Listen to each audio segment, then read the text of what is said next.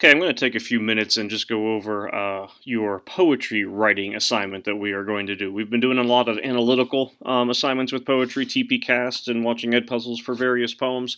And next week we'll be doing a test on those poems, which I'll get into more so next week. But it's going to be a multiple choice test, and you'll be able to have copies of the poems to take a look at, so you don't have to worry about memorizing those or anything like that. But for this assignment, for the poetry assignment, you're going to be writing your own poem. So what I have here is, obviously this video, and then I have a copy of this handout that I'm showing to you, and then this will be in the material section for the assignment, and then I'll have a separate posting on Google Classroom that'll have the assignment itself, which is going to be this Google form here, where you'll be able to then complete the poem, write the poem in here, and submit through Google Classroom, which we'll talk about here in a moment. But essentially what you're going to be doing is writing a poem, and you're going to write a 20-line poem, and the topic of the poem is entirely your choice. If you want to expand upon the imagery poems that you wrote last week and taking one of those two topics, you're more than welcome to. If you want to write about something else, that's perfectly fine as well. It makes no difference to me. There's going to be a lot of reference to some of those poetry terms that we were using a couple weeks ago, and so you certainly can make reference to those terms if you need any assistance with anything from these guidelines or stipulations that are below. So, all right, first, number one, the first requirement is you're going to write a poem that has to be at least 20 lines long. It can certainly be more, but one requirement is 20 lines. My recommendation would be to do a mix of stanzas. So you could do 4 5-lined stanzas or 5 4-lined stanzas. And again, it makes no difference if you use stanzas or not, but that gives you the ability to kind of break it down into smaller chunks, which might make it a little bit easier to write and brainstorm about.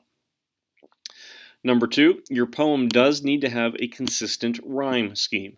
So when we were talking about rhyme scheme in the poetry term video, mentioned about poems being AB, AB, or AAA.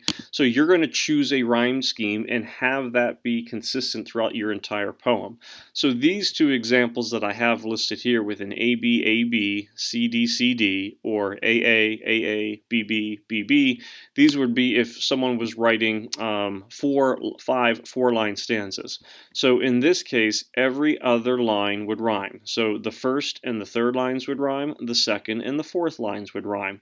And then this would continue to where the fifth and the seventh lines would rhyme, and then the sixth and the eighth lines would rhyme, and so on and so forth. That scheme would continue the whole way throughout.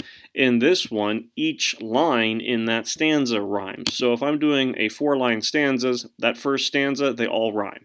Same sound. In that second stanza, they all rhyme with the same sound, but a different sound than that first one.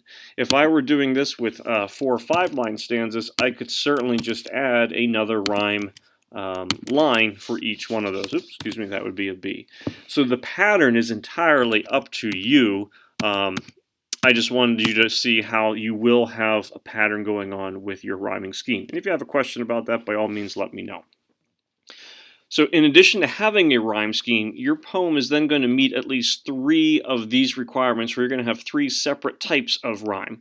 So at some point in your poem, you would have an example of masculine rhyme, an example of feminine rhyme, and then an example of exact rhyme, and then an example of slant rhyme. Now, so I have 4 different types here. You would have to have at least 3 of those. And certainly, if you're doing a rhyme scheme, you are definitely going to have, either masculine or feminine taking place, and chances are you're probably going to have exact or slant happening. There's a good shot that, if you just write your poem without even thinking about these different types of rhyme, I bet most of you will have masculine rhyme automatically, you'll probably have exact rhyme automatically, and you'll probably have a slant rhyme automatically. So it's not that you have to do those 3, but I would think those would be the 3 easiest to accomplish. But if you end up wanting to have masculine, feminine, and exact rhyme and not having a slant, that is perfectly fine. As you do these things in your poem, you're going to be writing your poem in this Google Doc, and it'll just get turned in through Google Classroom. But then down below, you're going to give me your examples of what you have. So you'll be writing in your rhyme scheme here, or typing in your rhyme scheme. You'll be giving examples of what your masculine rhyme, your feminine rhyme, your slant, your exact rhyme were. So as you do those things, you can come down here and highlight them for me. When you are writing your poem, you can format it however you want. So if you want to to change the font, if you want to have you know, the indentations being indentations, excuse me, being a little bit different, that's perfectly fine. If you want to have like a clip art image or something like that on there as well, you certainly can. So those are all those components for rhyme. In addition to rhyme, you're going to have a consistent meter scheme. Now, you don't have to worry about the stressed and unstressed syllables, but this is probably the trickiest part, where you have to have a consistent meter or syllable count going on in your poem, and this is very much the same way as it was happening with your rhyme scheme. So you could have a 10, 10, 10, 10 meter, which means every line is going to have the same number of syllables. Or you could do something like a 10, 12, 10, 12 meter scheme, where it's going to alternate. The first line and the third line have 10, the second and the fourth have 12. Again, it makes no difference what you do, just so long as you have a consistent scheme and every line has at least 8 syllables. But if I go with a 10, 10, 10, 10, that means every single line in my entire poem is going to be 10 lines. If I go 10, 12, 10, 12, I am going to have alternating lines the whole way throughout the entire poem of 10 syllables and 12 syllables, 10 syllables and 12 syllables. Now, when it comes to figurative language, I have mention of like figurative language in the traditional sense with simile, metaphor, personification, hyperbole, alliteration, where you have at least 3 words in the same line beginning with the same consonant sound, and appeal to the senses. Of these 6 requirements, like 3 senses, 1 line of alliteration, 2 examples of figurative language, you'd meet at least 4 of those. So again, in the Google Doc that you would be filling out, you'll let me know what is your example of figurative language, alliteration, or the senses that you're touching on. All 6 are listed. You would just have to make sure that you touch upon 4 of those. So I'm trying to give you some freedom to certainly do some different things with the poem. In total, that poem is going to be worth 30 points. I want you to be creative with it. Now, keep in mind, this is not due until Tuesday, April the 21st. So this is not due until next week.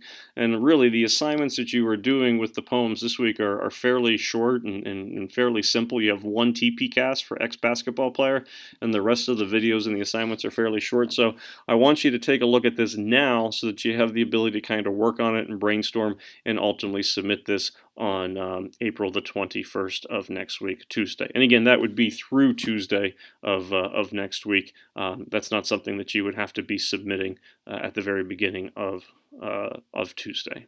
All right. So if you have any questions, you know, certainly take a look through this video, rewatch some things with it if you need, but then you can also send me an email. But make sure you take a look at this material, and then also, of course, know that you are going to submit using this Google document. Do make sure that you change the header at the top, you know, that you put your last name, put in your name. I already have the date ready to go for you, and then have the title of the poem. But if you want to do anything from a formatting standpoint, font standpoint, you certainly have the ability to do that. All right. Thanks for watching, and I look forward to seeing what your poems are. Have a good day.